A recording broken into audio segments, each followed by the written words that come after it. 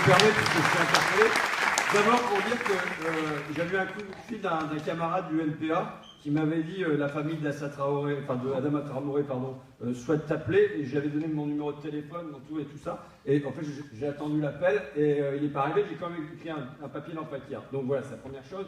La deuxième chose, c'est moi je crois à l'enquête d'abord. Aujourd'hui, j'ai entendu les propos, j'y étais déjà sensible puisque j'ai publié un papier, mais je ne vais pas me positionner avant d'être intimement convaincu et je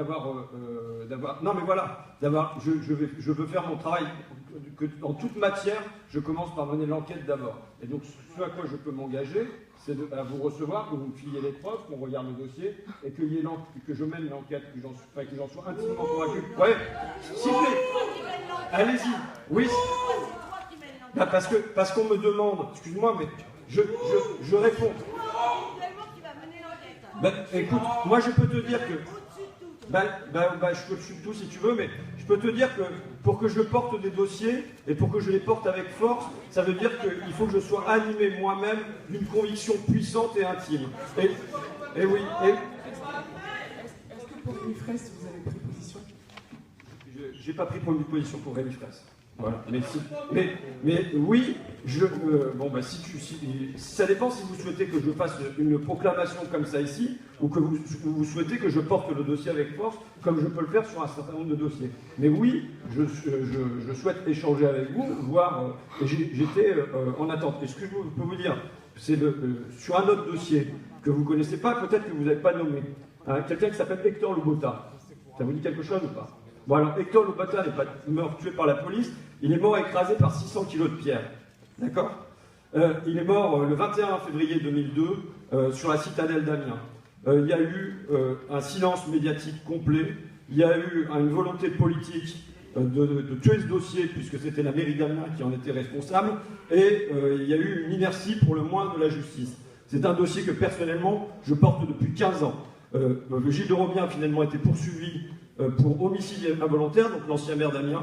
Il a été condamné en première instance, libéré, acquitté, relaxé en appel, et finalement, il va y avoir, ce jugement est cassé, et Gilles de Robien, donc c'était une jeune personne noire, hein, voilà, mais finalement, il va y avoir un nouveau jugement devant le tribunal de Douai dans le courant de l'année prochaine.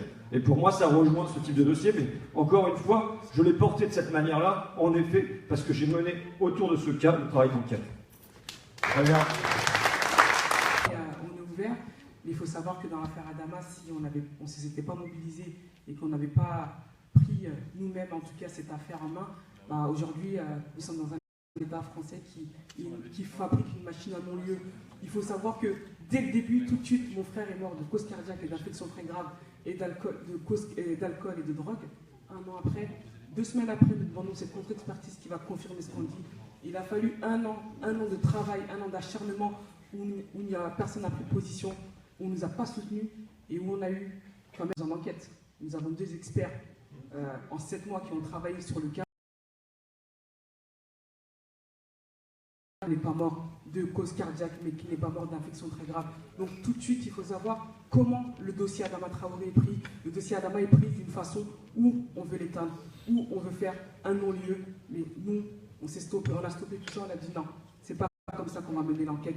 On va la prendre par les preuves et par la vérité. Donc je pense que nous avons fait un... Et nous demandons en tout cas à ce que, oui, M. Ruffin, ou qu'à l'Assemblée, on demande des comptes sur l'affaire Adama Traoré. Pourquoi tant de mensonges? Pourquoi tant de mystères? Pourquoi les frères Traoré sont condamnés?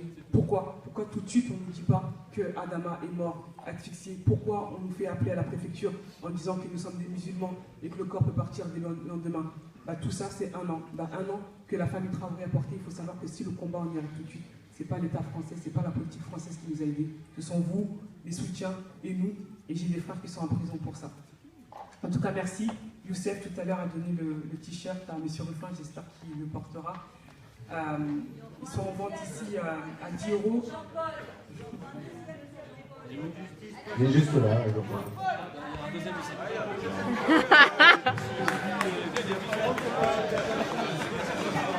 Laissez finir. Qu'on conclue correctement, s'il vous plaît. On va lui en donner un aussi. Il faut savoir que dans le combat, l'armée l'économie est une arme, l'économie nous fait garder les deux pieds debout. Sans économie, on n'avance pas dans le combat. Il faut savoir que c'est un combat qui est long, c'est un combat qui demande de l'argent. La famille Traoré, nous avons des outrages et des amendes à payer à plus de 10 000 €. Il faut savoir que tout est pris en charge pour les forces de l'ordre, que ce soit pour vos affaires ou nos affaires. L'État paye tout pour eux. Ce sont les victimes qui doivent payer leurs propres frais. Donc depuis le début, nous avons mis en vente des t-shirts qui peuvent nous payer quelques frais. Ils sont en vente ici à 10 €. Et nous avons écrit aussi un livre qui s'appelle Lettre à Adama.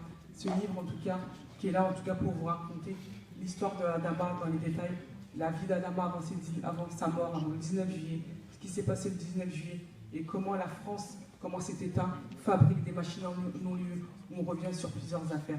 Et c'est important aussi, c'est pour aussi générer de l'économie. L'économie pour payer ses frais judiciaires. Sans frais judiciaires, on arrête le combat. Sans frais judiciaires, on ne peut pas avancer. Nous avons aussi mis sur notre page Facebook un lien pour toutes les personnes qui souhaitent en tout cas soutenir la cause, les personnes qui nous soutiennent depuis le début. On le remercie énormément.